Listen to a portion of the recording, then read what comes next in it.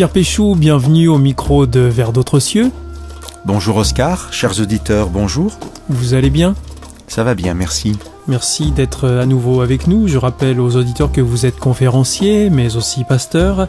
Donc vous intervenez régulièrement ici pour aborder ou pour partager avec nous des réflexions tirées de la Bible.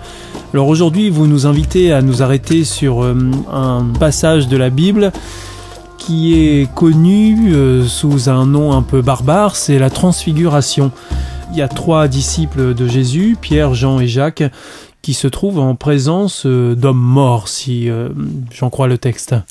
Le texte nous raconte l'histoire de Jésus qui effectivement prend ses 3 disciples pour aller avec eux prier sur une montagne. Les disciples, nous n'allons pas trop nous y intéresser parce qu'ils vont s'endormir.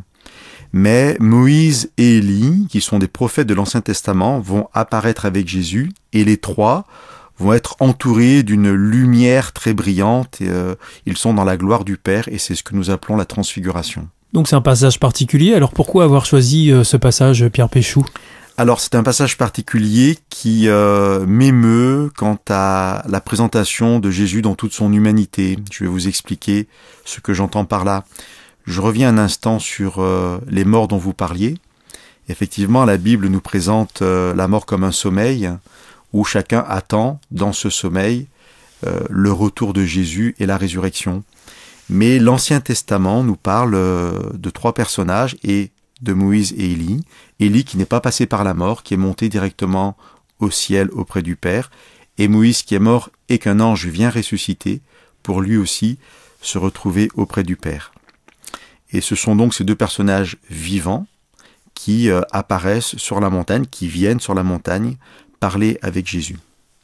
Alors Pierre Péchou, pourquoi est-ce que ce texte, d'après vous, montre particulièrement l'humanité de Jésus, alors qu'on est dans un passage qui nous plonge plutôt dans un univers complètement surnaturel ? Oui, pour comprendre, il faut revenir à l'histoire de Moïse et de Élie. Je vous ai dit que c'était des prophètes de l'Ancien Testament, qui sont des gens faibles comme vous et moi, avec leurs incertitudes quant à Dieu, quant à leur mission. Et dans leur vie, ils vont recevoir une aide. Moïse, par exemple, va entendre Dieu parler à travers un buisson ardent, un buisson qui brûle sans se consumer. Et Élie, lui aussi, va entendre Dieu parler, la Bible nous dit, dans un murmure doux et léger. Il est tout à fait possible de voir ces interventions divines comme étant des interventions de Jésus. Le Fils éternel, dans la gloire du Père, vient dans le buisson ardent et dans ce murmure doux et léger, parler, réconforter Moïse et Élie. Et donc, je vous parlais de l'humanité de Jésus parce que pour notre salut, Jésus s'est fait homme, il a perdu cette gloire, cette puissance de la divinité, il est simple homme, et dans ce texte, ce sont Moïse et Élie qui, eux, maintenant sont auprès du Père, et qui sont dans la gloire du Père, qui viennent parler à Jésus. J'ai choisi ce texte dans l'évangile de Luc parce qu'on a un petit morceau du dialogue entre Moïse, Élie et Jésus. Le texte nous dit que Moïse et Élie parlaient à Jésus de son départ qui allait s'accomplir à Jérusalem.